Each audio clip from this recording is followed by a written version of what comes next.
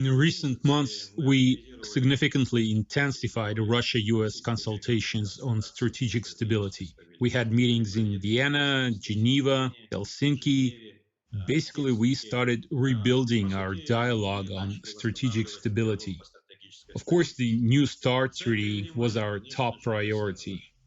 Yesterday there were two explosions in US media.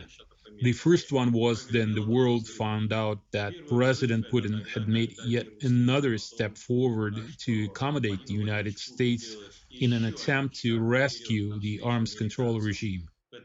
And the second explosion went off when the US administration rejected this offer by President Putin outright, without even considering it properly, as far as I can tell. Curiously, Gary Seymour, an expert on nonproliferation and former White House official, described President Putin's offer as a gift to Donald Trump. He said the Americans should accept it, discuss it, and use it as a foundation for addressing other issues.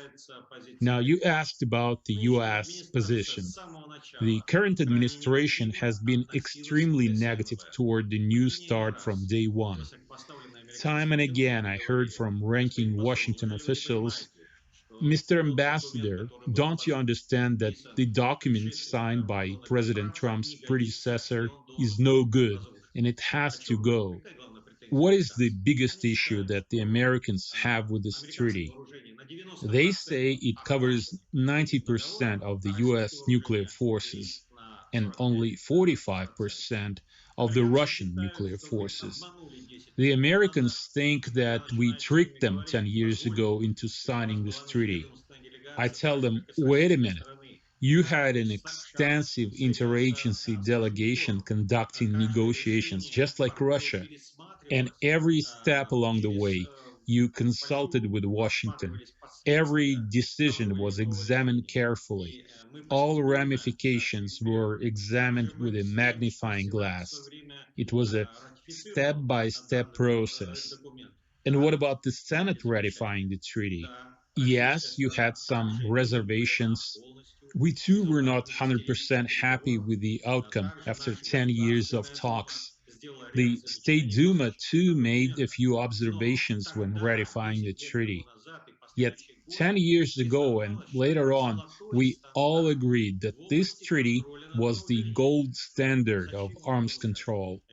Why tear it down? I went over my records pertaining to this treaty yesterday. They were hundreds of inspection visits, thousands of notifications sent both ways. All this helped strengthen strategic stability and cement whatever was left from Russia-US relations. Sadly, the United States keeps misrepresenting this situation. This is something I have to fight all the time here in the US. They try to make it look like it is Russia who tears down arms control, like it is Russia who rejects a generous offer by the US administration. This has nothing to do with the reality. President Putin offered to extend the treaty immediately without any preconditions. We have basically 90 days left before the treaty expires. They tell us, okay, let's extend the treaty, but we have one condition. So basically, they give us an ultimatum. I always tell Americans they can't talk to Russia this way. They can't give Russia ultimatums. We have the political will. We can achieve a result which will be good both for the United States and Russia, but only if we treat each other with respect. If we have time, I can explain to you A general overview of US-Russia relations at this stage and tell us whether there are any positive aspects to them or not at all. In other words, Dmitry, you don't want me to talk about the negative aspects which dominate in Russia-US relations. If I may, I will try to answer your question. I hate to say it, but Russia-US relations are in a major crisis. Since 2011, there have been 19 waves of sanctions. The US has blacklisted 350 Russian citizens and 500 Russian companies. Every day we have new sanctions. It's ridiculous. Every morning I wake up and I wonder what new sanctions or what new bill will be adopted today. Which of my friends or colleagues or acquaintances will end up on the blacklist today? There are currently about 15 anti Russian bills in Congress. The trend is very obvious. Of course, I would prefer to talk about something positive. Where we see hope is the telephone conversations between our presidents. In recent weeks, there have been 7 such conversations. They discussed serious issues, from the pandemic to economic cooperation to stabilizing oil prices. We shouldn't forget that the two presidents made a great effort to stop this situation from spiraling out of control. We worked together in space. Just recently, the academies of sciences from both sides made a cooperation agreement. Our scientists want to work together. They clearly miss having a dialogue, and we certainly support that. Now, the economy. Last week, we had a wonderful event, a meeting of the Russia-US Business Council. Over 150 leading US companies are represented there. It was a high-profile event. Prime Minister Mishustin addressed the American and Russian businessmen. President Putin's economic advisor, Maxim Oreshkin, participated in the meeting. I got a chance to talk to some people there. The point is, US business people don't want to leave the Russian market. You know what's their biggest problem? They don't say it openly, but they say it off the record. Their biggest problem is that the White House is unpredictable. They never know what the administration will do next. Nobody knows what to expect. But if the two countries' position could align, if this is at all possible, one may get a feeling that this could be about the crisis in Nagorno-Karabakh, something the United States, Russia and France issued a statement about, a statement in which their views seem to be well aligned. Is this true or not?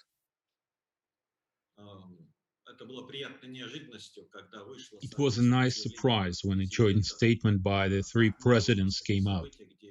It's not often that we see the US and Russia sharing a common position. We encourage the warring parties to show restraint, cease hostilities, and come back to diplomacy. There are some minor distinctions in our positions, but on the whole, we support the process which hopefully will bring peace. Mr. Antonov, it's a sensitive issue, but I have to ask. Do you have any contacts with foreign policy advisors in Biden's team?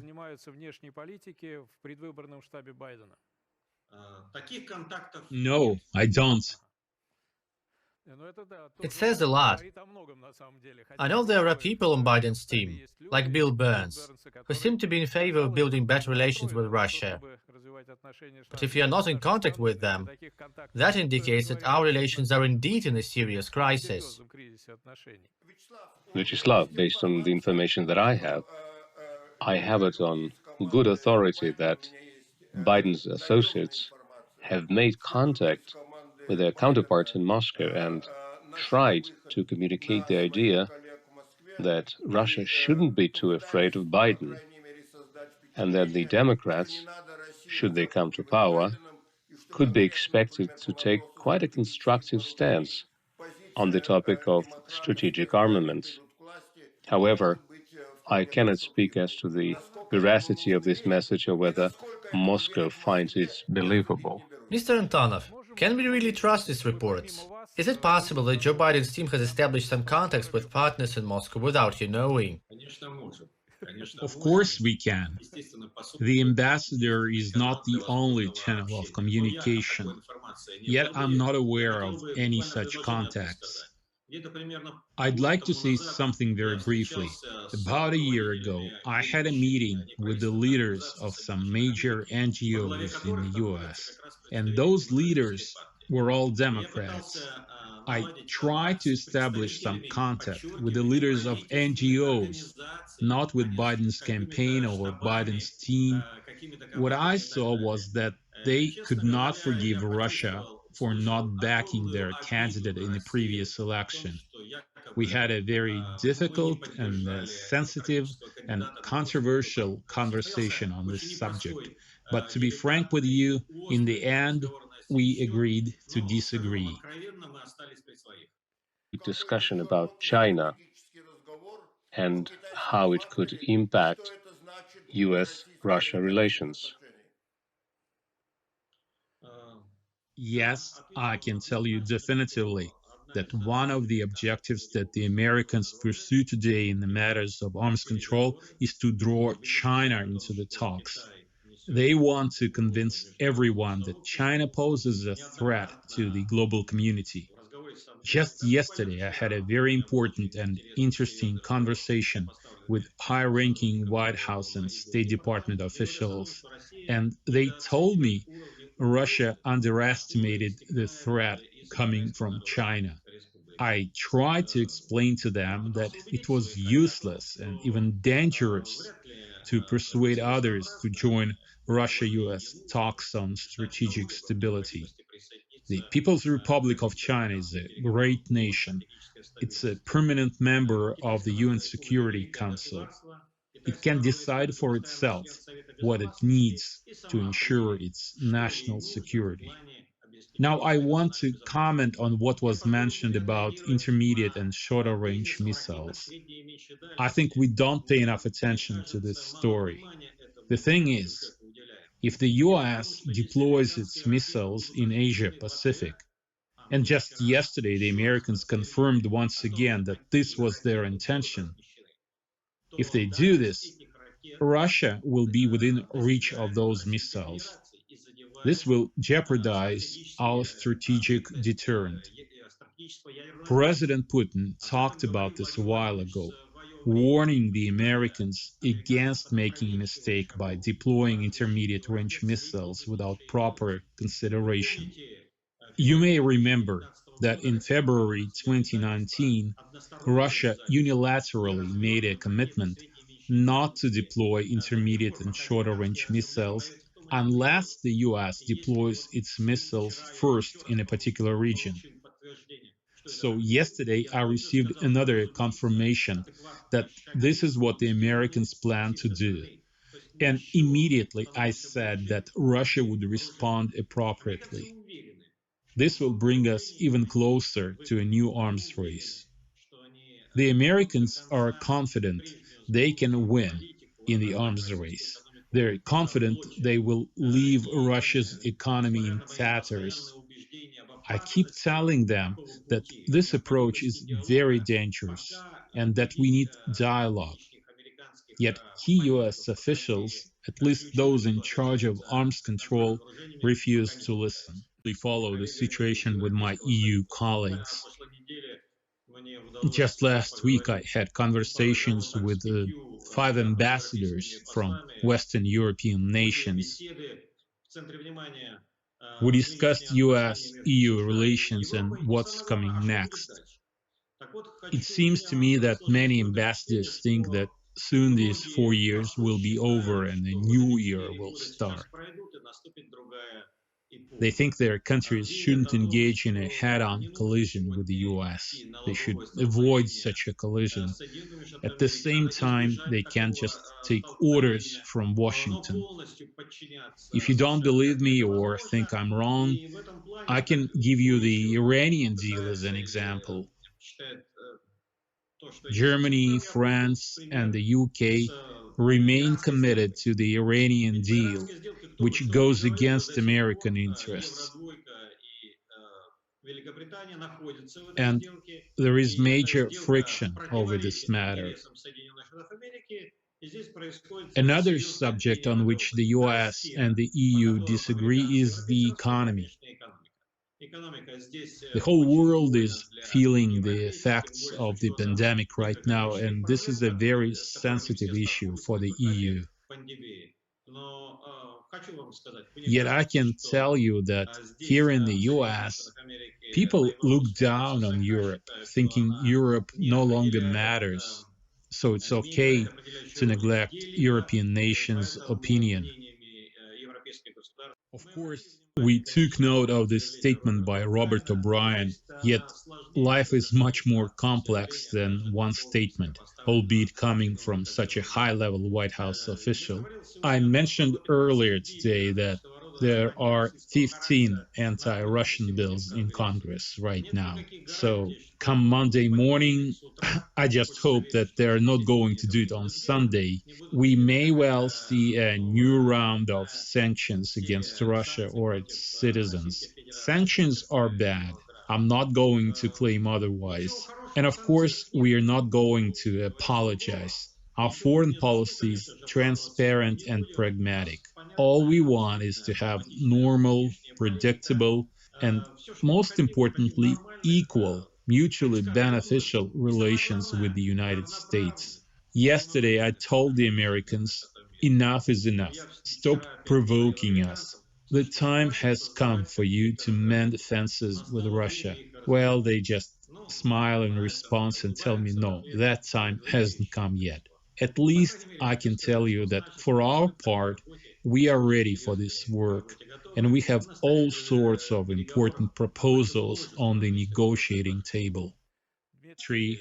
I'm a diplomat, so I can only tell you we don't engage in hypotheticals.